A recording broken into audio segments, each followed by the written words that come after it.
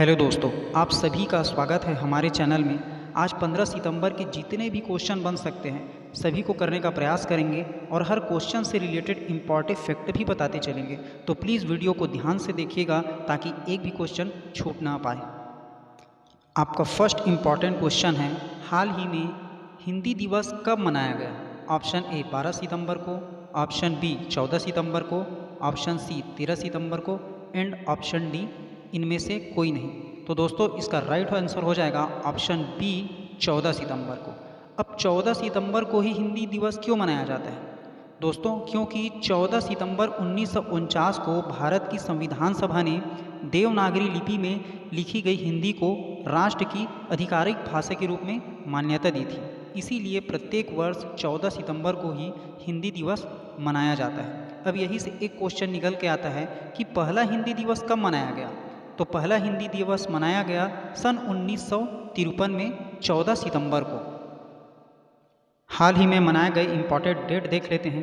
2 सितंबर को विश्व नारियल दिवस मनाया गया, 5 सितंबर को अंतर्राष्ट्रीय चैरिटी दिवस मनाया गया और 7 सितंबर को अंतर्राष्ट्रीय पुलिस सहयोग दिवस मनाया गया। 8 सितंबर को अंतर्राष्ट्रीय साक्षरता दिवस और विश्व फिजियोथेरेपी दिवस मनाया गया है। 9 सितंबर को विश्व प्राथमिक चिकित्सा दिवस और 10 सितंबर को विश्व आत्महत्या रोकथाम दिवस मनाया गया और 11 सितंबर को राष्ट्रीय वन शहीद दिवस मनाया गया है। तो ये सितंबर का इम्पॉर्टेंट डेट है दोस्तों।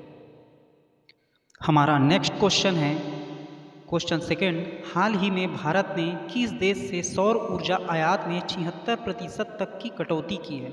आपका ऑप्शन है option A France, option B America, option C चीन एंड ऑप्शन डी इनमें से कोई नहीं। तो फ्रेंड इसका राइट आंसर हो जाएगा ऑप्शन सी चीन। हाल ही में भारत ने चीन से सौर ऊर्जा आयात में 76% तक की कटौती की है। चलिए जानते हैं चीन से रिलेटेड इम्पॉर्टेंट फैक्ट। चीन ने बच्चों द्वारा स्मार्टफोन के उपयोग को 2 घंटे तक सीमित करने की योजना बनाई है और चीन ने 16 मेगावाट क्षमता की वाली सबसे बड़ी पवन टरबाइन को सक्रिय किया है दोस्तों।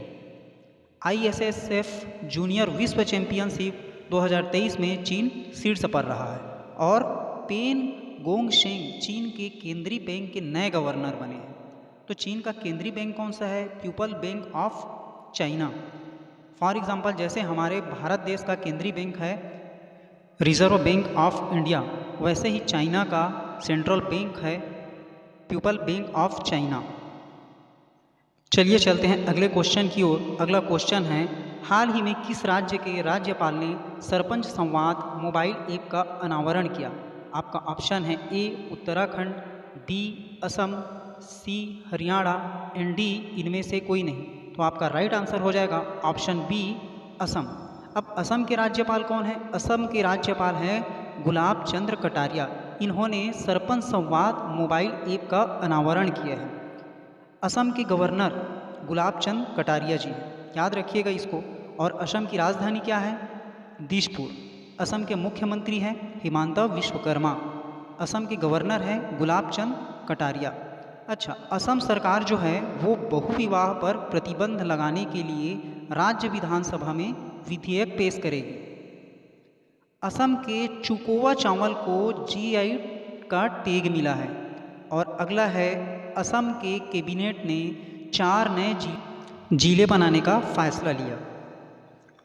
चलिए चलते हैं अगले प्रश्न की ओर। आपका अगला प्रश्न है, हाल ही में मदन लाल रैगर किस देश में भारत के राजदूत नियुक्त हुए हैं? Option A Indonesia, option B Bangladesh, option C Congo गणराज्य एंड ऑप्शन डी इनमें से कोई नहीं। तो दोस्तों आपका राइट आंसर हो जाएगा ऑप्शन सी कांगो गणराज्य। अच्छा, कांगो गणराज्य जिसे रिपब्लिक ऑफ कांगो कहते हैं, तो इसकी जो राजधानी है वो है आपका रिजाविन और कांगो की जो करेंसी है वो है सेंट्रल अफ्रीकन फ्रैंक। कांगो का वर्तमान समय में प्राइम मिनिस्टर है अनाइले कोलीवे पकुनी। क्या है? अनाइले कोलीवे पकुनी। और जान लेते हैं, गोपाल बागले ऑस्ट्रेलिया में भारत के उच्चायुक्त नियुक्त हुए हैं। कौन? गोपाल बागले। प्रभात कुमार को दक्षिण अफ्रीका में भारत का अगला उच्चायुक्त नियुक्त किया गया। इरशाद अहमद को सीरिया में भारत का अगला राजदूत नियुक्त किया गया। चलिए चलते हैं नेक्स्ट क्वेश्चन की ओर। हाल ही में इस बार नौसेना दिवस किस किले में मनाया जाएगा? आपका ऑप्शन है लाल किला में, ऑप्शन बी है सिंधु दुर्ग किला में, ऑप्शन सी है झांसी का किला में एंड ऑप्शन डी है इनमें से कोई नहीं। तो इसका राइट आंसर हो जाएगा महाराष्ट्र तट स्थित सिंधु दुर्ग किला। सिंधु दुर्ग किला में 4 दिसंबर को नौसेना दिवस मनाया जाता है। तो नौसेना दिवस मनाया जाता है कितने? 4 दिसंबर को।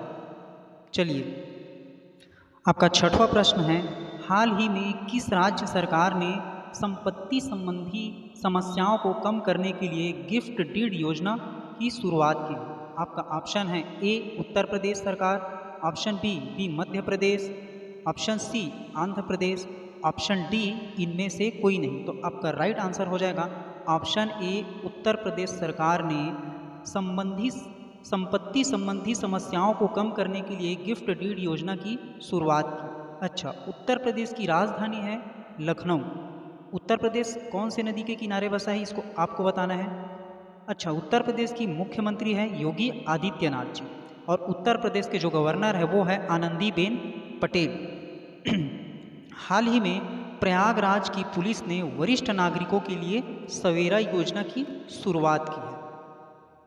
आपका अगला है, हेमलेज प्ले ने उत्तर प्रदेश में लखनऊ में अपना पहला स्टोर खोला।